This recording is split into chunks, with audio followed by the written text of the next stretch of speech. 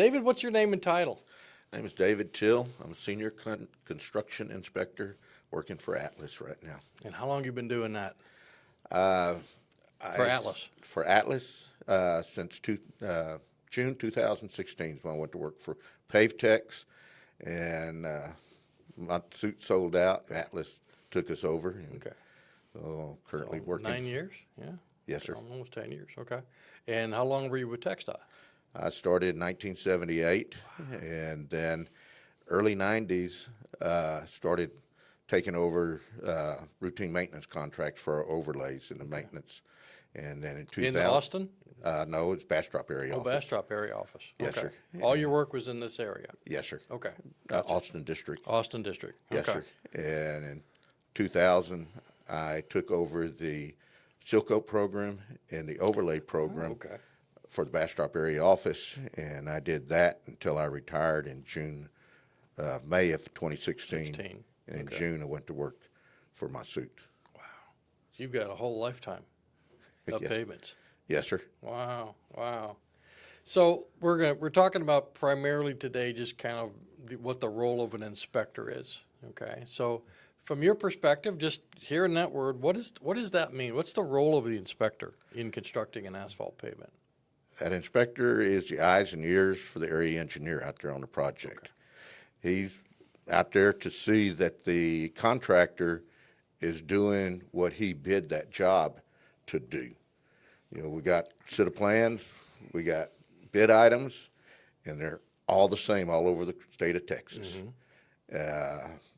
And that inspector's role is to make sure that contractor is doing what he said he would do by signing that contract. And he's also out there to pay that contractor for the work that he is doing. So, you know, he's measuring, he's keeping track of everything that's going on out there. And TxDOT uses site manager to pay for things, and that's what that inspector is going to be doing, going into site manager and paying that contractor for he can get his check at the end of the month. There you go. Good deal. Good deal. So from that perspective, then give me kind of an overall duties on from an inspector just from the asphalt side.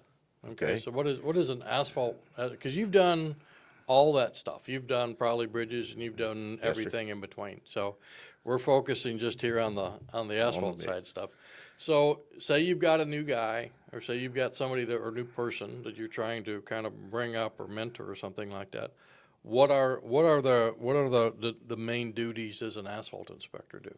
Well, before we start, the day before, I'm going to try to get with that superintendent, see what his traffic control is, what his plans are for the next shift. We do a lot of night work, so if you're in the Austin District, you're going to be paving nights It's now normal. because of the Yeah, traffic. It's the standard. You know, get with him, see what his traffic control plans are, see how many tons he has ordered, what type of trucking is he using. You know, then the day of, when our shift starts, first thing you're going to do, you're going to check your traffic control.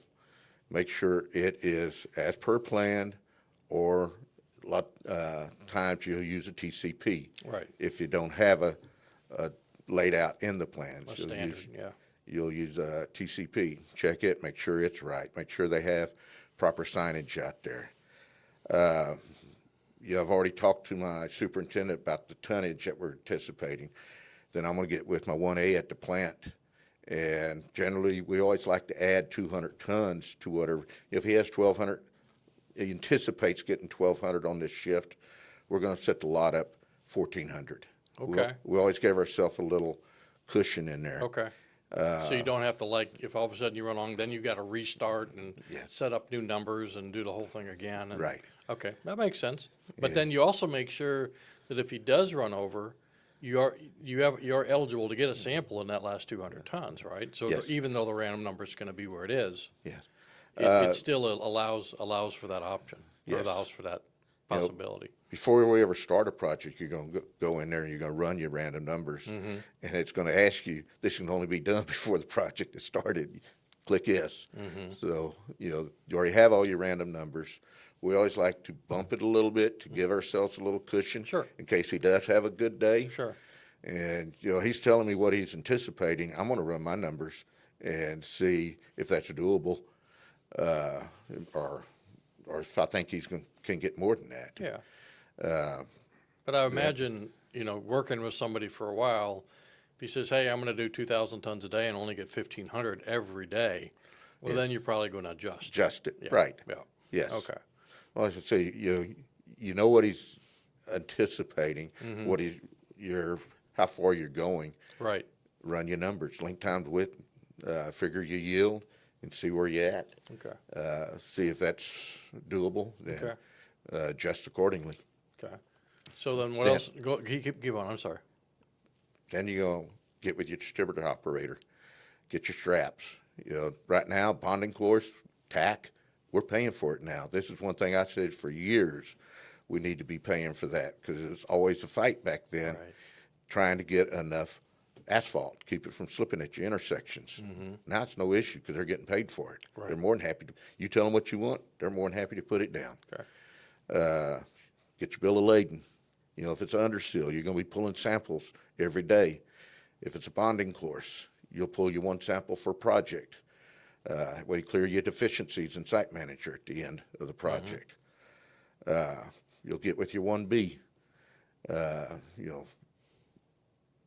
What type of testing you're going to need to do. Whether you're going to be pulling cores, dense graded, you'll be pulling cores every sublot. Shear cores, we pull shear cores now. Yep. When are we going to get them?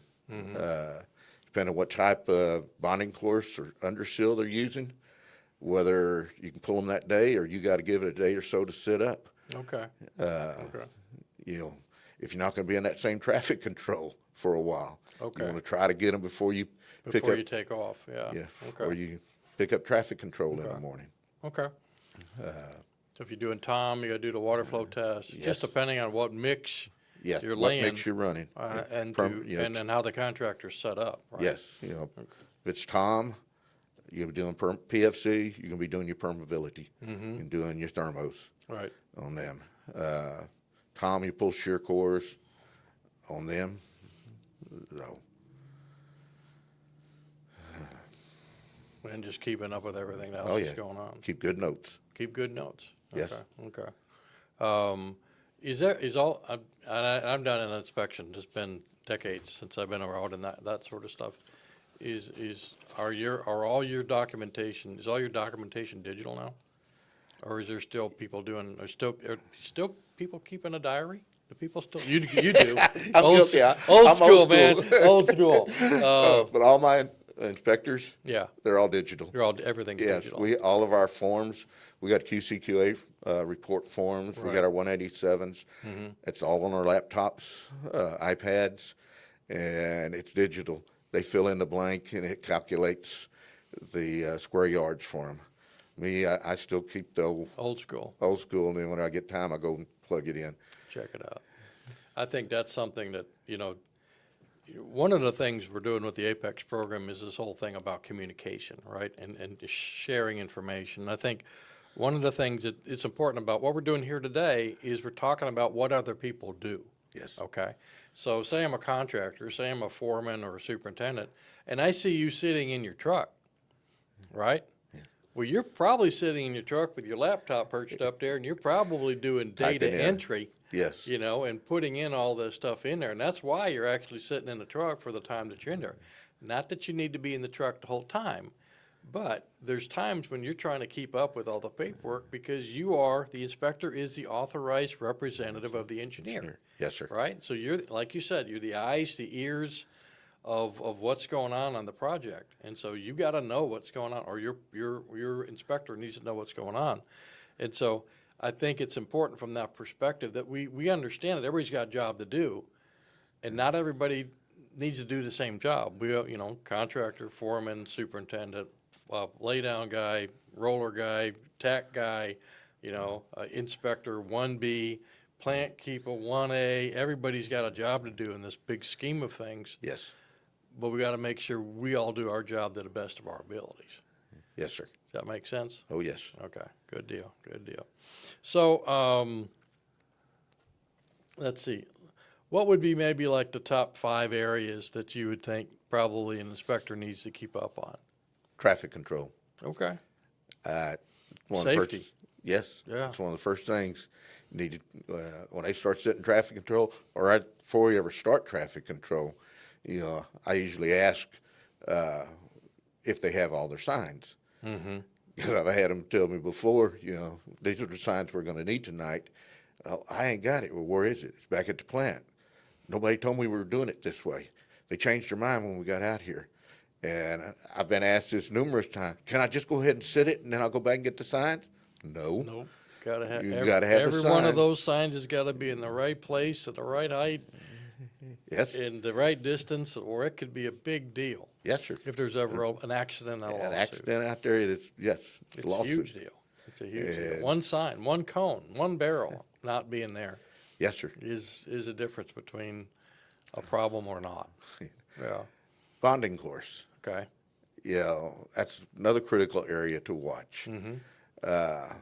Since we started paying for this and we're getting what we want out there, you don't see near as much slippage at your intersections.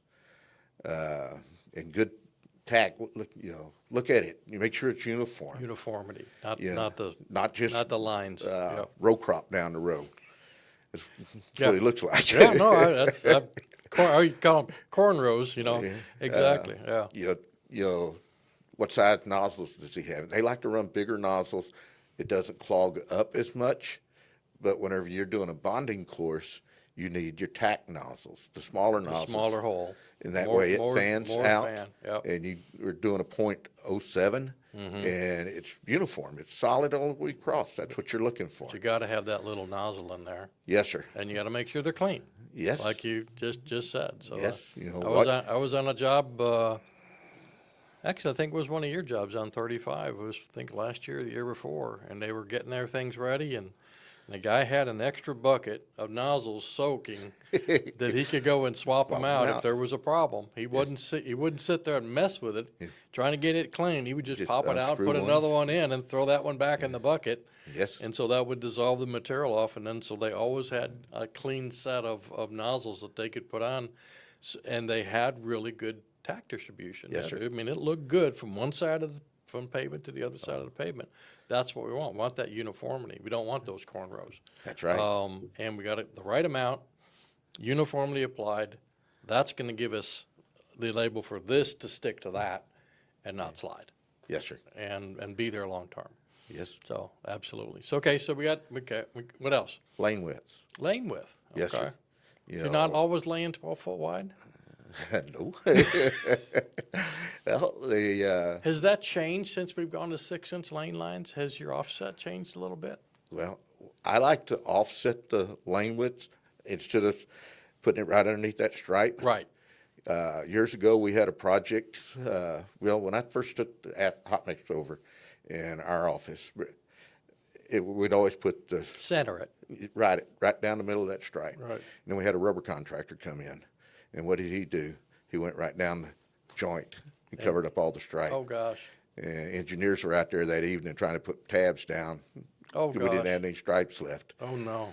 Oh, I asked the area engineer, why can't I offset So they were that? crack sealing Crack sealing until they crack sealed See the- over it, and the width of it covered up. covered Oh, the gosh. stripe. So, Yeah, that'll give you religion pretty quick there. yeah.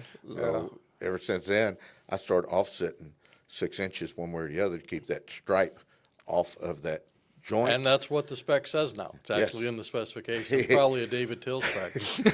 Yes, sir. A lot of them, I tell you where they came from. That's where most of that stuff comes from. It came from like oops. yeah. That's one of those oops things. It's like, oh, Yes, we sir. don't want to do that again. But look where you're starting, Mm-hmm. and your first pull, whether it might be 10-foot shoulder. When you run 10.5, then you run 12 on across the road. And then you're You're automatically offset. Offset. Okay. Yes. Okay, that makes sense. Yield. Okay. You got a project that's 6 miles long, Okay. 4-lane, undivided, with a 10-foot shoulder.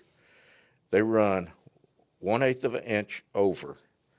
1/8 of an inch represents 13.75 pounds per square yard on my dense graded, figuring it at 110 pounds. Almost 10%. Yes. Wow. So that 6 miles times 5280 is 31,680 times 68 divided by 9. That's 239,360 square yards times at 13.75. Divide that by 2,000. That's 1,645.6 tons for that one project. Over 1,000 tons for that one project. One project for 1/8 of an inch. 1/8 of an inch. Guess what's 1/8 of an inch? You look at the pokers. You watch any back end guy.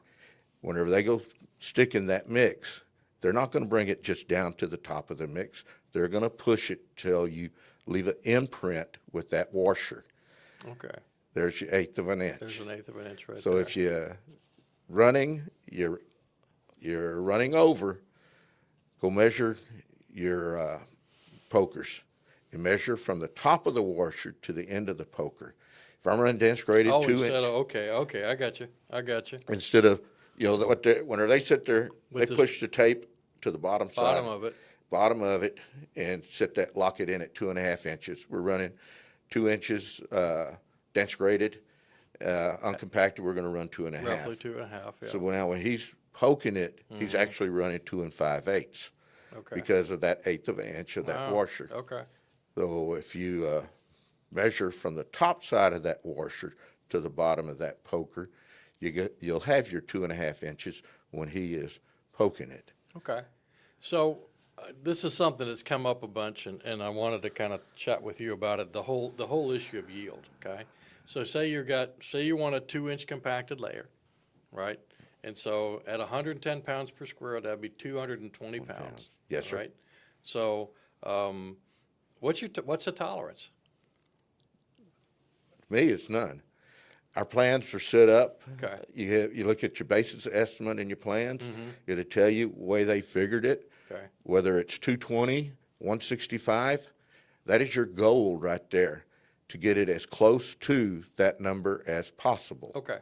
All right. So not necessarily every time you check it, No. but overall on the Overall. the day, the week, the month, the project, we're Yes. trying to hit that number, even though we know it's going to vary. Right. Right. Okay. All right. Yeah. So that makes sense. Yep. sense. I got one of my inspectors real good with the computer. He designed me a program that my inspectors, every day at the end of the shift, they'll go in there and they'll put the lot, the date, the square yards, and the tonnage for that shift. Okay. And then the next 4 columns is the daily rate, the total tons, the average for the project. Okay. So that's what I'm looking at, that last column, telling me where the project total is. So you can keep track of, hey, I got 10,000 tons for this job, and I'm tracking I'm to tracking my that point. yield in that last column for the project. for the project. Okay. As long as it's not getting too far out in left field, you can look, some days they're running low, some days they're running a little heavier, but the average is what you want to be looking Okay. at. All right. That makes sense. If you want to try to keep it as close to that planned rate as possible.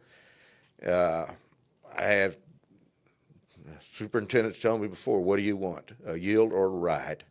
I want both, and we can do both if we've done it before. I can get, Well, you're not going to get minimum. I'm going to argue with you there, because you're never going to, if you're trying to get average yield for the project, right? And average thickness. Oh, no, you said ride. Okay, Right. ride. Okay, all right, okay. Yeah, you can do that. You can get both. State Highway 130, Segment 2 is a prime example. You look how a lot of their 528 feet were in the 20s. They made great bonuses on their ride out there. And we came in just a couple of pounds under that Your target. 135. Your target for the whole job? Yes. Wow. And that was a HPG. It's a good looking PFC. mix. Ride's good, looks Ride's good, man. great. Beautiful. They did it. They won award on Yeah, that Lone one. Star's a heck of a job for that. Yes, sir. So, yeah, that was impressive. That was an impressive job. When I ride out there now, because I used to not like to ride on 130 Yeah. because of what was out there before, and Yes. now it's kind of like, hey, I'm kind of looking forward to it because I know I'm just gonna like Sit just back. drive, just drive. And segment 3's coming up, so Yeah. we finished it, and it's going to be another good one. Good, good. So let's talk. Since we're talking about quantities, we're talking about yield, or some people would use the term spread rate. Um, um, we got multiple lanes, and you're trying to get everything to kind of lock in here. And I've heard this argument. I wanted to get your viewpoint on it. Main lane or shoulders and crossovers first. Give me your viewpoint. My preference Yeah.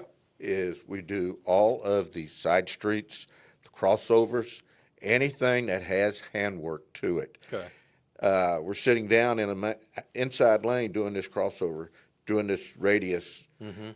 If we do the main lanes, we ran into this a lot of times. Contractors want production up front, so they want the main lanes. The office, superintendent agree with, we okay. need to do the crossovers. And then it gets to their office, oh no, we want production. Okay. So then we come back and we're sitting down on this beautiful tom that we just placed and take off with that paver. And you got all your construction equipment driving on it. Yes, and Marking you're it up. marking it up. Rollers are marking it up.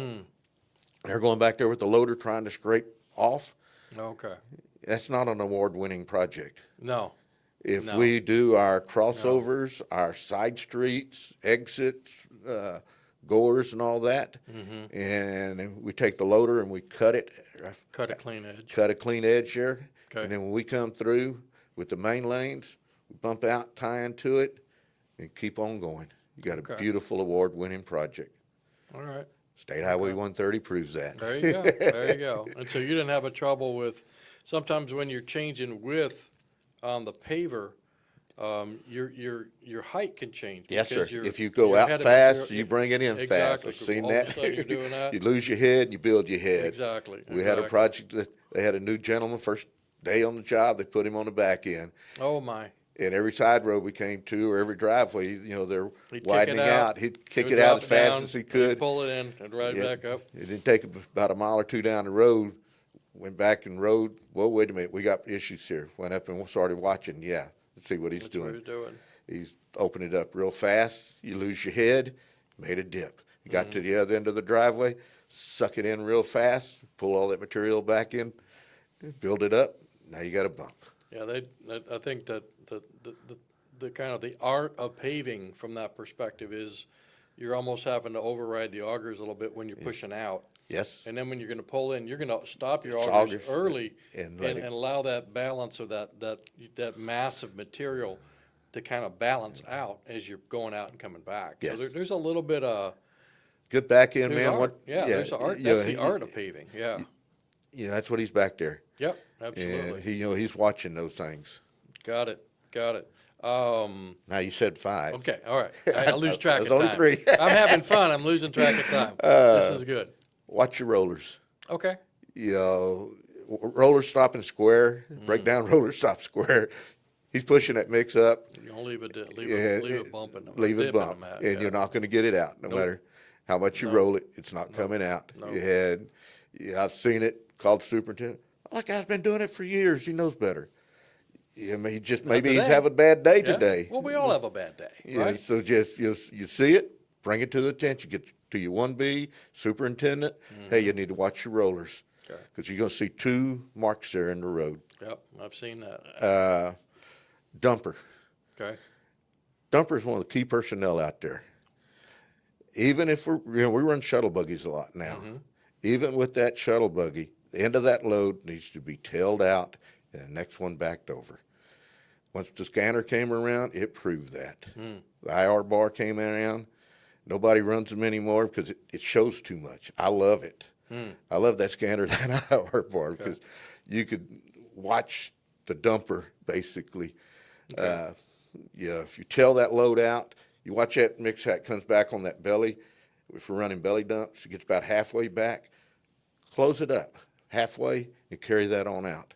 and then you're going to back that next load up over it where that mix is sticking out in front of the truck. Oh, so you're narrowing it down to give you a smaller window, and then you back over it, and you dump over the Over top the top of that. of it, yes. And then that hot reheats whatever wasn't as hot. Right. Or if there is any segregation, it all gets picked All up. mixed up.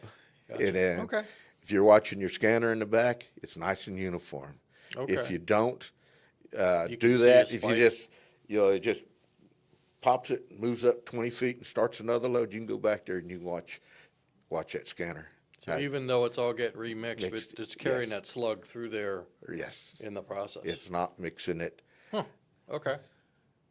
Oh, there we go. There we go. Okay. So, now you've been working as a consultant for the last, say, 10 years now, okay? So you're kind of in between, right? Yes, sir. So how does, explain, I know, it's one thing being a tech stock guy, it's another thing being a contractor, but now a consultant could actually, in the reality world, you could be working for the DOT one day and you could be working for the contractor the next. But if you're the agent of TxDOT, obviously someone with your years of experience, they probably treat you as a continuation of your old employment, right? But how does that work? Is that a little different, being a consultant? Yes. TxDOT, like I said, we're in Austin District. Mm-hmm. Majority of our job, we've only had one daytime paving job. Everything else is all nighttime. TxDOT's not out at night. So we're out there representing TxDOT. Mm-hmm. So if we have issues out there at nighttime, if it's something I can wait till tomorrow morning to get an answer on, I'll just make myself notes and Yeah. get as much information as I can. Right. If it's something we need to answer now, I want to make a call on it. And then the next morning, I'm going to get with the area office, I'm a project manager with TxDOT, and say, hey, this is what we ran into last night. Okay. This is what we did. Okay. And, see if that's good, or if we're going to have to go back and redo something. Okay. But, So you made the call based on best available information at the is time, possible. Yes, and you say, hey, this is what we're gonna do, and we'll sort it out tomorrow, and if it happens again, we'll either do the same thing or whatever they want us to do. yes, But you're communicating all the time, right? right. All the time. Yes. So it's even probably more important as a consultant, right, to be communicating Yes, what's yeah. going on, so there's no, well, what are they doing out there, or whatever, so. We have a project manager in the area office, Mm-hmm. so try to keep in touch with them, letting them know what's going on out on the project. Right. That way, if they get a call, they won't be surprised. Yeah, no surprises. Yes. Don't like surprises. People always complaining. Traffic control. They're slowing down. So you always try to keep your project manager informed. Okay. Once you work for the area offices, you'll learn each one likes their paperwork just a little different. So you'll learn which office wants done what way, and that way, whenever you're turning your paperwork in at the end of the month for the estimate, you have it. So it can just, there's not like a big fight then at the end. Well, I don't need this, I need that. You Yeah. don't like it this way. It's like, why not that way? It's like, hey, I'm giving you you're paying. I'm going to give you what you want, right? Right. In the way that you want. Want it, Okay. yes. All right, that makes sense. Yes, That sir. makes sense. So it's customer service. Yes, sir. Got That's it. what it is. Got it. Okay. We're working for TxDOT. You're there to do a job for them. So you want to do that job the way they want it done. Absolutely. Cool.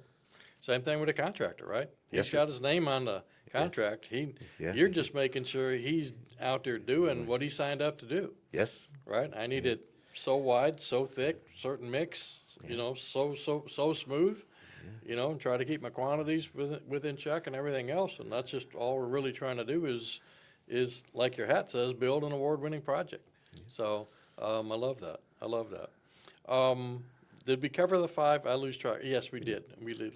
actually 6. That was 6. That's okay. I'm not counting. This is a good discussion.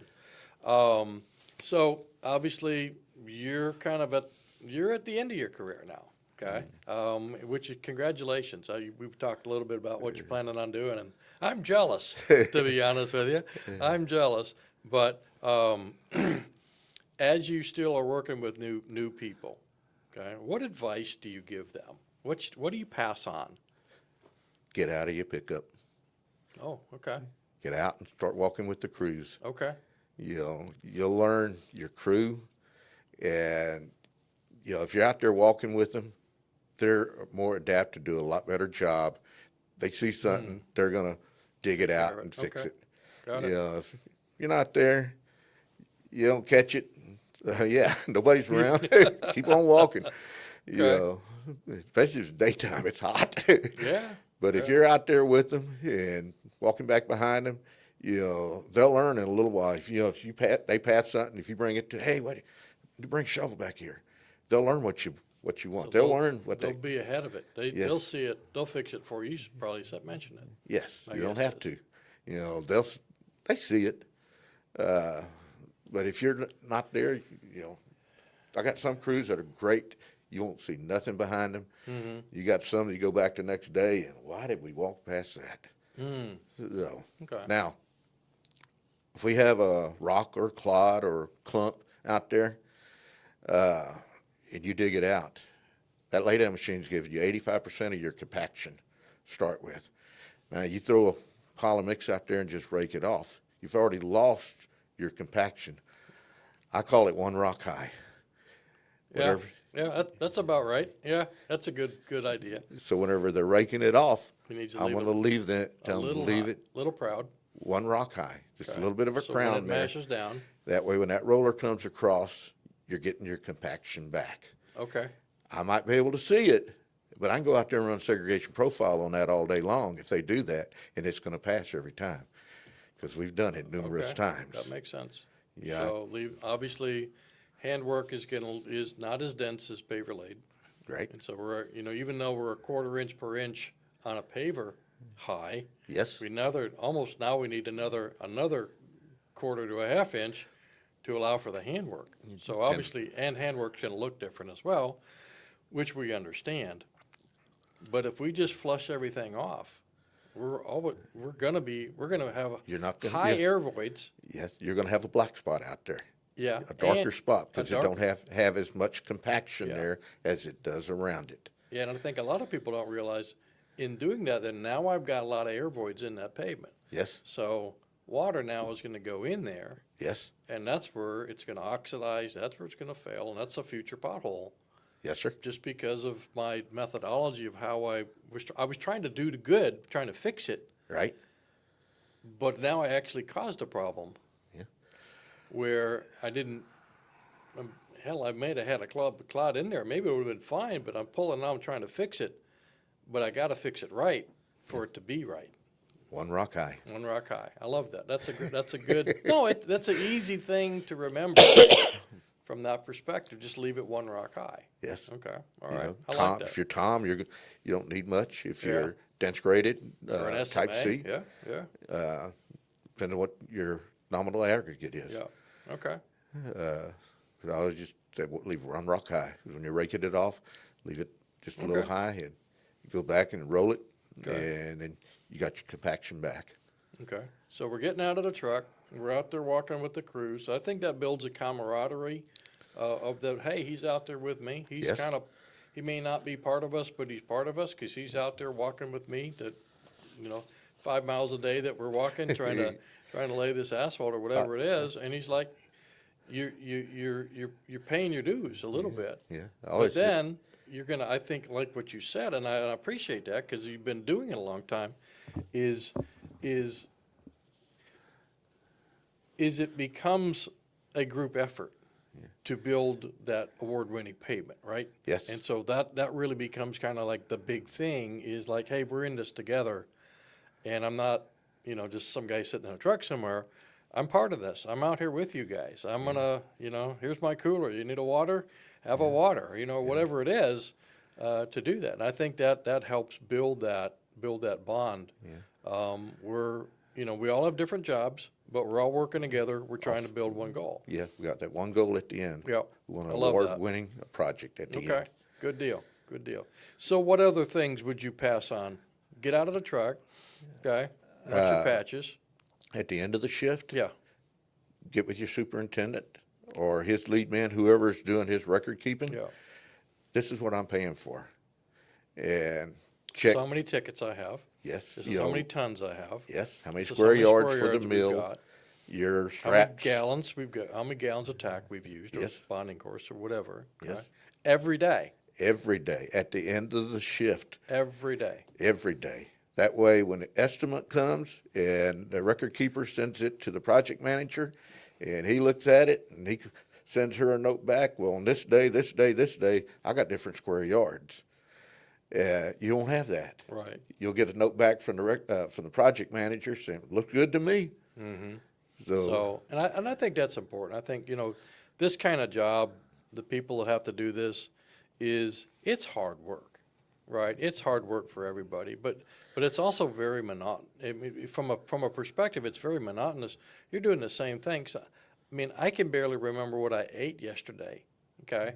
I can imagine how I could even remember how many square yards I placed last Thursday versus Friday if we didn't come to an agreement every day and kind of have a little sign off and just say, okay, this, you good with that? We had 1,828 tons and so many square yards and so many gallons. Yep, that's what I got. Okay, good. We're Yes. good to go. 3 weeks later, 4 weeks later, when the estimate comes out, it goes, it's great. no problem. No We just- issues. no issue. Yes. No drama. Yes. No drama. I like that. I like that. What else? What else you passing on? Just, keep up with the yield. We've talked about Yeah. yield before. Yeah. You know, number one thing out there is safety. Mm-hmm. At the end of the shift, you want to be able to see everybody leave, go home to their family. Amen. Yeah. So watch out, watch your back of other people. Yeah. You're out there walking with them. In trucks, a You lot got of trucks. ears, you Yeah. got eyes. Yes, there might be down there shoveling. Watch. Mm-hmm. I used to always carry a whistle in my pocket when I walked with them all the time. I have one on my vest. Yeah, I have one on my vest. I blew it a time or two to get people's attention. And I think it's a good idea because you can yell, Yeah. but there's so much noise out there. But a whistle has got such a high pitch, it's going to probably get a somebody's lot of people's attention. Yes, And it may be enough to really save somebody. yes, If something bad is fixing to happen and you can see it and you can blow a whistle and they can hear you 100 yards away and something bad's coming to them, they all of a sudden go, oh, I need to get out of here. get out of the way. Get out of the way or duck behind something, because unfortunately, stuff happens, Yeah. right? And you've known, well, I'm sure in your career, you've known people who haven't gone home. Yes, Me too. And so it's, and I don't like to go to funerals. I don't like to go to those funerals, because a lot of times those are young people. They got, 2 kids, they got a young wife or a spouse, and now that, and not only is that family ruined, that crew is really impacted because they lost one of their buddies, because something bad happened, right? yes, And now everybody remembers that for the rest of their life. It's burned in their brain. If you've seen a real tragic accident, you can't get that out of your head. And so we want to do everything we can possibly do. It starts with traffic control plan. I'm glad that was the first thing you said, David, because I think that's important. Sometimes, just get out of the way. We're going to pave. It's like, no, we got to make sure it's right. yes, And someone needs to go driving it. Someone needs to check. You go back and you check and, 30, 80 or 128 candlesticks are knocked over. Well, somebody needs to go be picking those things back up because all of a sudden someone's going to drive in and all of a sudden they're going to be where they don't need to be. Someone needs to be riding it all night long Yeah. too. Once you sit it, That's the start. There's someone needs to be dedicated Yeah. to watching it all night long. Yeah. Particularly if you got kind of narrow lanes and all that kind of stuff, because there's going to be a lot more of that, a lot more of your temporary barrels or candlesticks or whatever those things, those are going to take a whack, or your cones, those are going to take a hard beating Yes. sometimes. And then you take 2 or 3 of them get knocked out, and Well, you got a 100-foot gap. you got more than that. Yeah. You take the speed right now is 70 miles an hour. That 3 of them at 200 feet, right? Yes. Yeah. So So- you're right. So that's a big hole, Yes. particularly if they're gone. And I was like, I'm not, it's late at night and I'm tired. It's 2 o'clock in the morning and I'm doing this, or I may have come back from who knows where and and all of a sudden you end up in the wrong place. Yes. And so every one of those cones, every one of those barrels or whatever lane delineators is super important. That's why one of them being out of the way could be a big issue. Just Makes a one. gap. Makes a gap. And people go, it's crazy what people will do. And what's worse yet is it gets knocked over into the travel lane, and now Oh, yeah. they see the gap.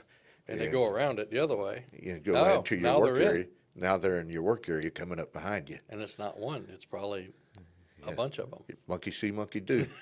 First car goes in there, the rest are following. Yeah. Or they follow a truck into the work zone when the truck We've had pulls that off. happen before, and the car get backed into. Oh, gosh. Oh, Because they get right behind. I mean, that's one of the things we talk about. We're doing some stuff for this workshop we're working on and putting up some stuff. And it's like, okay, construction equipment, don't get behind it. yes. Okay? You want to be able to see the operator all the time. You don't want to get in a blind spot. Blind spots are everywhere around this equipment. You get a mill like this. Yeah. This isn't this tall. This is, 10 foot tall, and it's got a lot of blind spots around it. Yes. And if you're an inspector coming up behind it, around it, and the operator's on the other side over here, you're completely blind. I mean, you don't even exist. I did see the other night, and it's the first time I've seen it, maybe it's been out for a while, this mill, they had these red lights, like a red laser, that would shine down about 3 foot out on both sides. And they were on both sides of the mill. And I was like, I had never seen that before. But it's a visual, like a red line, which basically means stay out of here. Stay out of this area. And it was far enough away where the operator could still see people. But I thought it was a heck of an idea. I don't know who came up with it, but it's just like a big long laser, and it tracks. And it's like perfect. I mean, it's a real visual reminder when I'm walking by Stay a piece clear. of equipment. Clearance. Yeah, Give stay me clear. some clearance. Good deal. Anything else you'd pass on? Yeah, just good record keeping. Just You good know, record keeping. Okay. We talked Stay about up that. with it and reconcile every day. Yes, sir. And I think when you're having that, this is something that Chuck brings up, is these daily debriefs, right? And so as you're also going through your records, you can talk about your traffic control plan. Yes. You can talk about, hey, I need that report from yesterday, right? Because I got to get that in, and you need my report from today.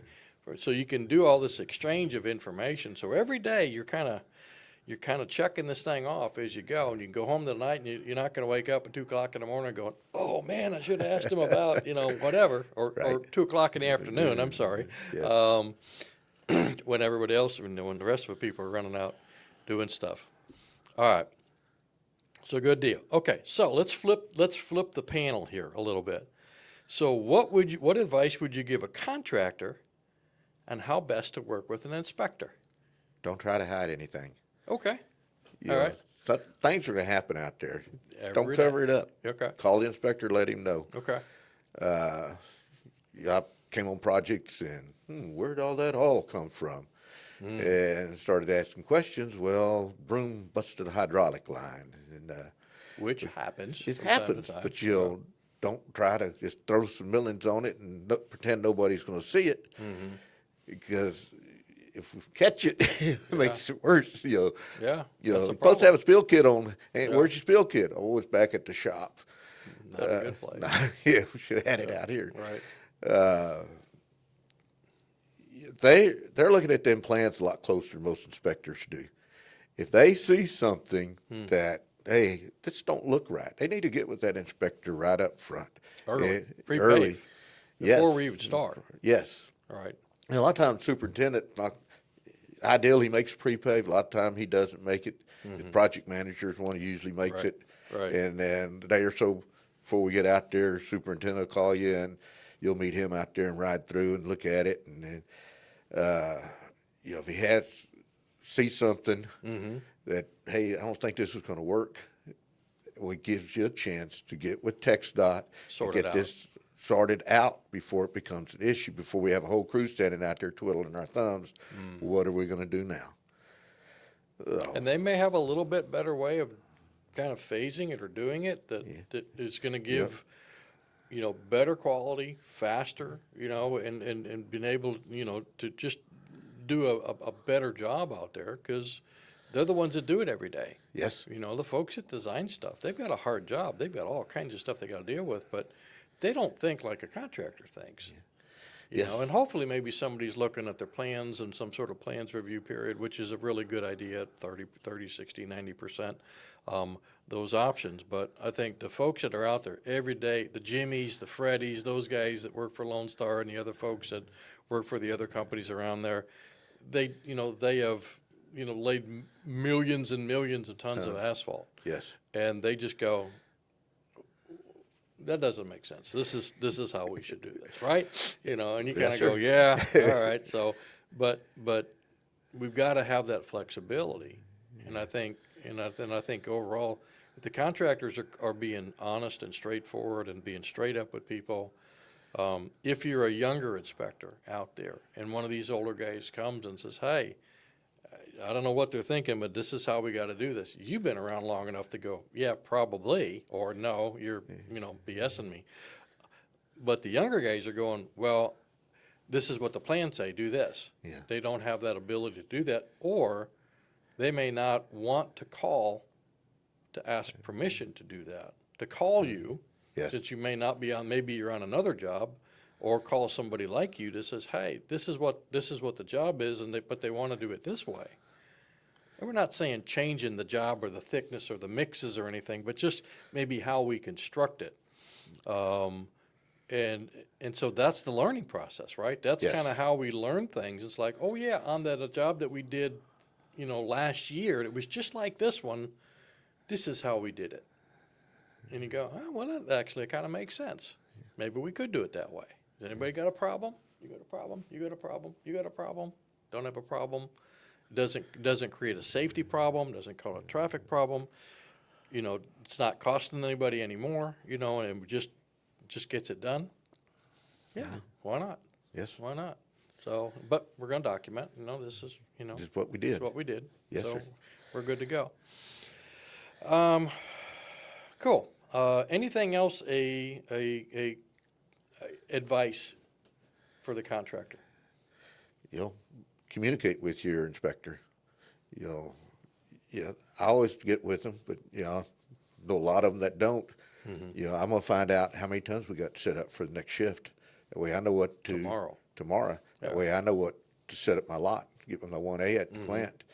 What type of traffic control we're gonna need.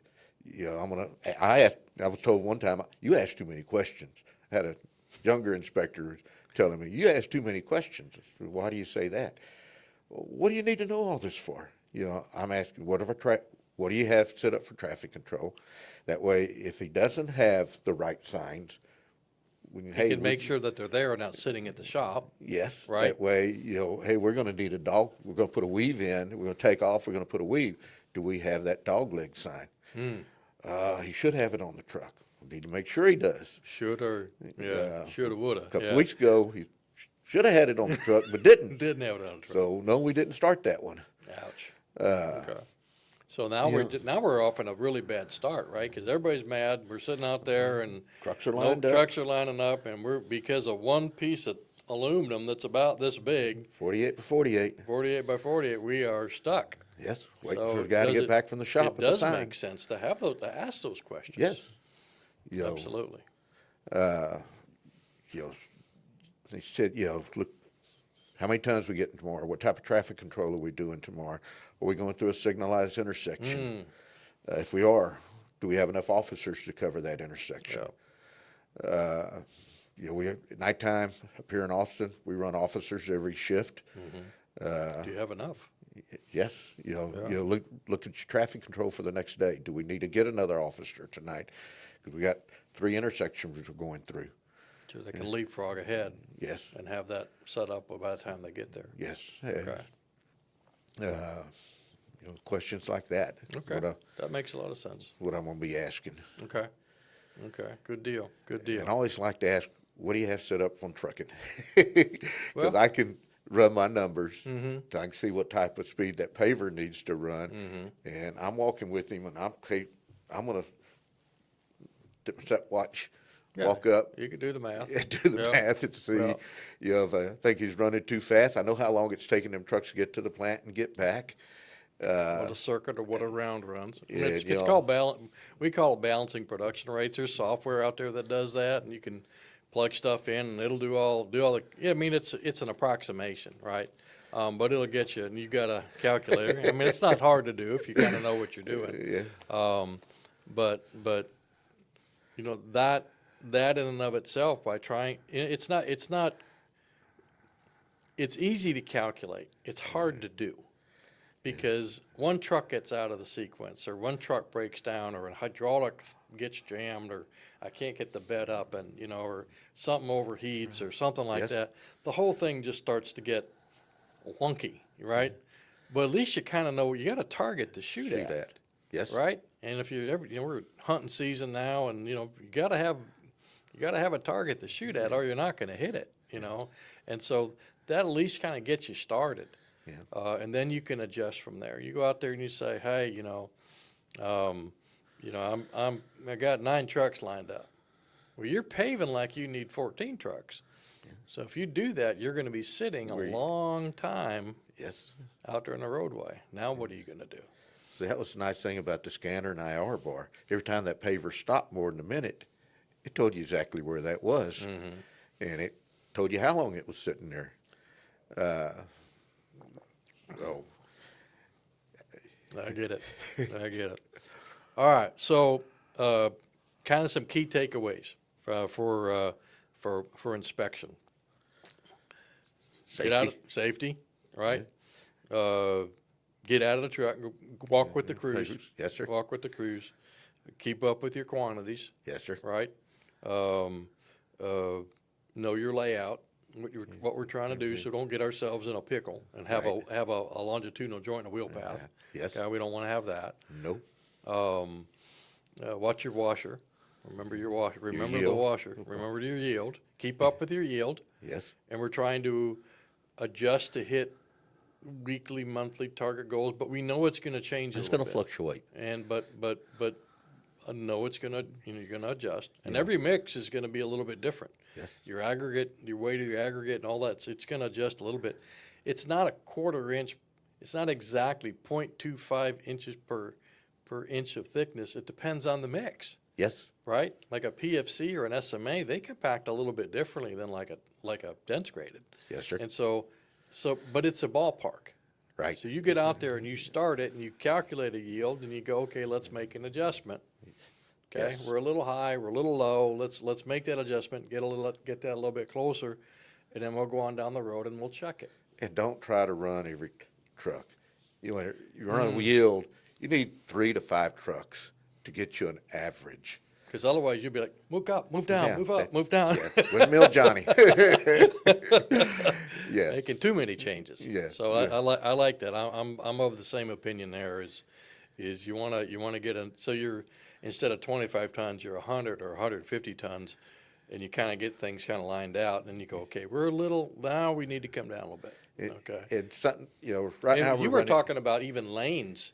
You start in a certain lane and you're working a way across, and by the time you get to your shoulder and that kind of stuff is sometimes you can make a little bit adjustment. Yes, sir. Depending on whether you're using, a joint match or a ski Right. to joint match. And I've heard kind of not fisticuff arguments, but I've heard a lot of people say, well, I use this, and I've heard people say, well, I'm going to use the ski regardless. And it's like, okay. Does it give you a good joint? Is it smooth? Does it not block water? If the water flows, I was like, I don't care. I mean, it's I like running 2 skis. Yeah. And then we use the ski as a joint matcher. okay. Because every lane you go across, it's going to keep getting smoother. Okay. I got you. It's Yeah. progressive. Yes. It's progressive across. We start out with 2 skis on that inside. Mm-hmm. And we're coming back, going around the horn, and we're running 2 skis, using it as a joint matcher. And Okay. every lane as you go across, you watch your IRI numbers. They get smoother. Oh, I've never looked at that. Find a 3 or 4 lane roadway where they do it. Okay. Yeah. I have never looked. That's a great. I've never thought I've about seen that. it. Yes. Okay. Well, that makes sense. because you would progressive, you're building on the smoothness of the next one. Right. When they went, then when it went away, and you remember the old drag-along skis, with the actual drag skis. Yes. But when they went to the Sonic skis and they put one of the sensors on the new mat, Yes. not only did it help them extend it out, but it gave them another better reference, because that is going to be much smoother than what is on the surface. Yes, sir. And so you're building not only a 35 or 40-foot reference, but one of those reference points is really kind of locked in. And so that to me is like, yeah, that'll work, Now, can I go back to yield? Yeah. All right. Right now, majority of our crews run a shuttle buggy. Mm-hmm. So you have a full load right there. Yep. Your paver got an insert in it. Yep. You got better than a half a load right there. Okay. So I was going to ask, where do you start? How do you do where do you stop and start? I wait till we get 3 loads down. Okay. And when that 3rd load ended, I put me a mark out here, Okay. paint mark. And Where the truck pulled away. yes, Okay. where that load ended, Okay. I marked that. Okay. And then I'm gonna check that shuttle buggy, and I'm gonna look at that insert and make sure they're, Their levels. yes, they're, usually when he gets a shuttle buggy full, he's gonna try to keep it fairly full. Yeah. And right now, some of them got them lights on the front. You can look at them lights and tell you otherwise. You want you out there with the crew, you'll it's full, half. Look at the shuttle buggy operator and do like this, and then give Okay. tell you where give you the where signals. about he is. Okay. Well, that's cool. So then I'm gonna dump 5 more loads, and then I'm gonna see where load 8 ended. Okay. And then I'm gonna go back and look at my shuttle buggy and my paver to make sure they are same Same as they load. were. If they weren't, go another load. Okay. And let them know, hey, or let the dumper know. Okay. Yeah, I'm getting ready to run a yield. That way, if the shuttle buggy is down, he'll dump it a little heavier to get it back up Get it where back it was up. at. Okay. Now take the distance between that. Divided by. You got your length, your width, you got known tonnage Right. that went between them 2 points. And I found Okay. that can be more accurate than trying to guess, well, I got 25 tons there, I got 10 tons back there. Yeah. So you're doing it on the ground between Okay. 2 points. This is how much mix was dumped between Okay. these 2 points. That makes sense. And So when he gets upon, you get that station and you subtract it, or you run a wheel and back to a point, and you say, okay, I'm 1,828 feet yes, divided by Your- 5 loads or whatever it is. whatever, Okay. I got load Whatever 3. those tickets are Yeah, in between. those 5 loads that went there, Yeah. I had them 5 loads up. That's what went between that. Okay. And you're All not right, great. guessing how far that load's gonna go or how much mix you got up there. You got known, As close as you're possibly gonna know. yes. I mean, I have people say, well, you gotta empty out. It's like, what? It's, no. We're not No, we're not gonna do that. You estimate, maintain, let everybody know what's going on, keep your levels, and then when it get to that 4th or 5th load, as you said, that's where we stop, and then we just measure the distance. Yep, between my 2 Times paint marks. times between the 2 paint marks, times the width, Width. whatever that is, Yes. and take your tonnage divided by that, and then get it in the squares and go from there. Cool. Yes, sir. Anything else? Okay. So normally when we do like an everyday asphalt, I ask people, I'm gonna make them like king for a day. You get to make any choice, but I didn't set that up with you. I said, you're trying to retire. You've put your time in. And everybody needs to know that someday we all need to retire. I'm talking to myself now. What do you want people to remember you for? I love mix. Okay. I love hot mix. Okay. Worked right. with it for quite a few years. Love being around it. Love doing it. And I love paying bonuses. Oh, okay. If I can pay that 5 or 10% bonus, that means I got a product out there that should be around a while. Okay. And if I can pay that 600 feet or $600 for that 528 feet, guess what? I got a smooth ride. The max ride bonus. Yep. And that 18-wheeler's not out there going over a bump. Beating Pounding it up. Yeah. beating that road to pieces. Okay. So, All right. Yeah. I love I it. love mix, and I love paying bonuses. Okay. Yeah. And contractors love bonuses too. Well, I would hope so. I would hope so. Yeah. So I think, I mean, they really are set up. Texas has, I think, done it correctly. They've set it up to try to get, they're rewarding better than average. Yes. And better than average is going to give them longer life. From mixed production at the plant to air voids in the field to ride quality. When I can do that better, when I can get to the tighter standards, when I get closer to 4% at the plant and in the field and get down into the 30s or heck even into, well, I don't get any more than 30, but if I can see people getting in the 20s, I was like, they worked for that. Yeah. I know that the job that you were talking about, those crews worked for that. They did. And they were all the way from the grinding of the concrete All the way up. all the way up. It was Yes. not one guy just like, hey, we're going to do this. Let's see if we can get a bonus today. It was planned from the day one that they were planned to make that an award-winning pavement and to achieve as much as they could out of that. And this is paramount. It's it's tantamount to what can be done if people work together. I mean, Yes. it's not they didn't win it without you guys working with them. Right? Yeah. And so, because there was stuff that came up that had to be addressed, and so y'all did that. So that's awesome.